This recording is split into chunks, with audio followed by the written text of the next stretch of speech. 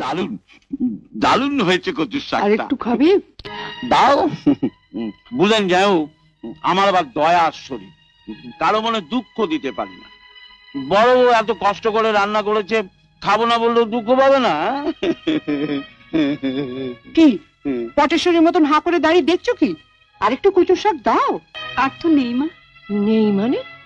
তা এতগুলো কচুর শাক গেল কোথায়? কচুর শাক হয়েছে শুনে লতু এক বাটি নিয়ে গেছে। কিন্তু তবু তো থাকার কথা। ঠিক আছে, তোমার তো খাওয়া হয়নি, তোমারটাই না হয় একে দিয়ে দাও। আমার ভাই যখন মুখ ফুটে চেয়েছে। আমার জন্য রাখিনি মা, রাখলে বলতে হতো না, দিয়ে দিতাম। ইস, আমি খেয়ে ফেললাম, নইলে তো আমারটাই দিয়ে দিতে পারতাম। ঠিক আছে, তো তোমার কর্তার জন্য তো নিশ্চয়ই তুলে রেখেছো, তো সেটাই না হয় দাও। ওর জন্য রেখেছিলাম, আপনি চাইলেন দিয়ে দিলাম। ও, একটুও নেই? মেজো ঠাকুরপুর জন্য এক বাটি তুলে রেখেছি, যদি বলেন। না না না না, ওর থেকে দেবে কেন? ও বেচারি কচুর শাক খেতে এত ভালোবাসে। নেতাই নেতাই, তোকে বরং আমি আরেকদিন কচুর শাক করে খাওয়াবো। ঠিক আছে ঠিক আছে। মা, তোরা তুই তা চিঠিপত্র না দিয়ে মা। তুই যে হঠাৎ? শাক বাজাও, উলু দাও, বড় বৌদি বরণ ডালা সাজাও। বরণডালা? হ্যাঁ, এবার আমি একা আসিনি, সঙ্গে করে বাড়ির ছোট বউকে নিয়ে এসেছি। ছোট বউ? আমাদের না জানিয়ে তুই বিয়ে করে ফেললি? আরে তোমাদের জানাবো কি, আমি কি নিজেও জানতাম? যাও যাও, তোমাদের কি সব নিয়ম কানুন আছে সেরে ফেলো, যাও। ও কোথায়?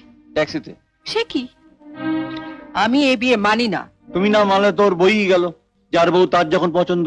হায় হায় হায়, আমার একই সর্বনাশ হলো। বড় ছেলের বিয়েতে একটা কানা করিও পেলাম না, মেজর ছেলে তো লাভ ম্যারেজ করলো। আর ছোট ছেলের বিয়েতে কত আশা করেছিলাম, 10,000 টাকা নগদ নেব, ফ্রিজ নেব, টিভি নেব। আর আমার কত শখ ছিল একটু ফ্রিজের ঠান্ডা জল খাবো। ঠিক আছে, মাথা ঠান্ডা করো। নতুন বউ এসেছে, নিজের চরিত্র তুলে ধরো না। ও বেচারা হয়তো আবার ভাববে এ কোন জঙ্গলে উঠলাম রে বাবা। তুমি থামো, মাসে মাসে মাত্র 200 টাকা করে পাঠায়, বিয়ে করলো কোন সাহসে? আচ্ছা বাবা, তুমি বলো, আমি মাসে মাসে 200 টাকা করে পাঠাই, অথচ আমি এখানে থাকি না, খাই না। আমার রিপ্রেজেন্টেটিভ হয়ে তোমাদের ছোট বউ যদি এখানে। তুই চুপ কর, কার মেয়ে কোন জাতের মেয়ে কিছুই জানা নেই। আরে ওসব জেনে কি হবে? তোমাকে বিয়ে করার সময় তো আমি তিথি নক্ষত্র চন্দ্র সূর্য দেখে এনেছিলাম। কি লাভ হয়েছে বলো? তা মাবাবু, কদিনের জন্য দিদির বন্দরে নোঙর ফেললে? হ্যাঁ, যা বুঝছি এই বন্দর ছেড়ে এই বান্দরের আর যাবার ইচ্ছে নেই।